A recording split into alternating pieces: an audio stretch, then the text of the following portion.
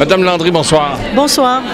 Madame Landry, le CEDEM, ce mot couronnait finalement les employeurs aujourd'hui pour leur effort à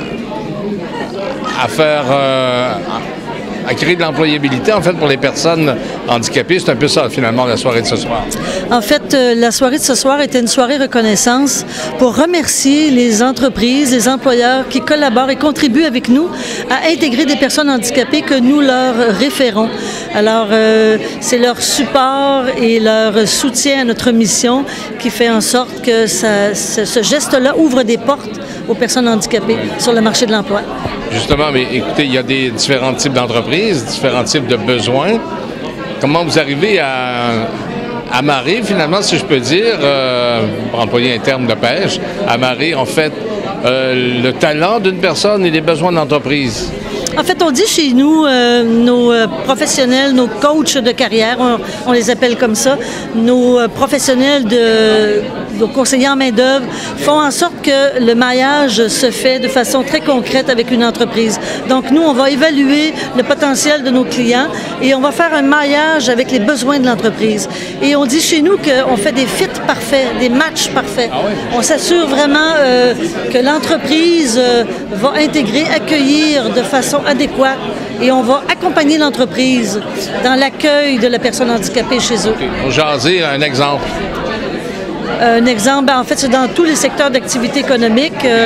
Il y a toutes sortes de formes de handicap, physique, sensoriel, intellectuel. Donc, c'est toutes sortes de métiers, d'emploi. Secteur de la restauration, secteur... secrétariat, en fait, communication. Les services, communication, secrétariat, en fait. Jusqu'à quel point c'est rentable pour les entreprises? Est-ce que c'est pas un fardeau pour une entreprise qui doit spécifiquement adapter finalement son plan de main-d'œuvre à la personne handicapée? Est-ce que c'est difficile pour les entreprises au départ? Bien, en fait, nous, on trouve qu'il y a beaucoup d'ouverture auprès des entreprises et en ce sens-là, nous, on est présents avec eux, on les accompagne, on fait aussi de la préparation des équipes qui vont recevoir la personne. Et on dit toujours que chez nous, une personne handicapée qui entre dans un milieu de travail va humaniser un peu le milieu de travail. Et les adaptations et les accommodements, souvent, sont même utiles pour les autres employés. Oui, mais je voulais dire, les employeurs vont nous dire aussi que sur le plan social, c'est très avantageux pour une entreprise de faire la démonstration qu'elle peut accueillir la différence chez elle. Oui, c'est ça. Donc, évidemment, il y a une incidence psychosociale pour la personne qui se fait accueillir en entreprise. C'est ça, là? Bien, pour l'employeur aussi, parce qu'en fait, il fait un geste concret d'accueillir la différence. Oui, c'est ça. Il ne faut pas voir ça comme un geste de charité, il faut voir ça comme un contrat d'échange de services. D'ouverture d'esprit, d'échange de services. Ouais. Et les entreprises voient en cette main-d'œuvre-là une main-d'œuvre utile et qualifiée pour eux. Là. Oui, c'est ça, oui. Et l'employé, lui, qui entre dans une entreprise, c'est quoi le résultat finalement de son implication? J'imagine qu'il doit se sentir un petit peu mieux dans sa peau, pour prendre une petite phrase cliché un peu, ou encore il doit se sentir un peu plus important dans la société, là? Bien, en fait, toute personne qui a une prestation de travail, qui peut donner une prestation de travail, se valorise beaucoup pour le travail. Alors, les personnes handicapées, c'est la même chose. Hein?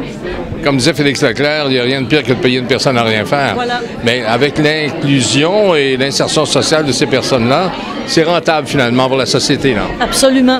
Absolument. C'est une main-d'œuvre apte, mais inactive. Alors, on a des bassins de main-d'œuvre qui s'épuisent un peu partout dans tous les secteurs. Donc, cette main-d'œuvre-là est une main-d'œuvre intéressante. Jusqu'à quel point les personnes handicapées, je vous écoutais tantôt, autant vous l'avez dit, d'autres personnes l'ont dit également, qu'à quel point ça peut combler la pénurie de main-d'œuvre dans certains secteurs entrepreneurial, entreprise, peu importe, secteur d'activité, là. Jusqu'à quel point l'embauche de personnes handicapées, ça peut combler la pénurie de main-d'œuvre. On sait qu'il y a une pénurie de main-d'œuvre dans différents secteurs d'activité économique, différents types d'entreprises, à quel point l'embauche d'une personne handicapée, ça peut combler une partie, en des cas, de cette pénurie de main-d'œuvre-là. C'est un peu l'essence de votre discours tout à l'heure. Bien, tout à fait. Et de toute façon, on voit que les personnes sur le marché de l'emploi, les statistiques le disent, les personnes handicapées sont beaucoup moins présentes, ont un taux d'emploi moins élevé qu'une personne sans incapacité.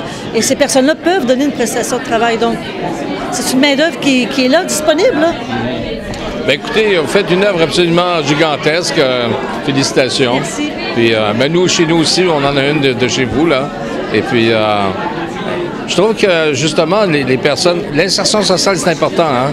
Le milieu dans lequel la personne handicapée, peu importe intellectuelle ou physique, peut évoluer, ça lui permet de grandir, ça lui permet aussi d'évoluer. Nous, on a vu, en tout cas, la personne qui est chez nous, on a vu une nette amélioration depuis 1 an et demi. Ce n'est plus la même personne, là. C'est plus la même personne du tout, du tout. Il fait un travail magnifique. Merci beaucoup. Je vous remercie beaucoup, monsieur.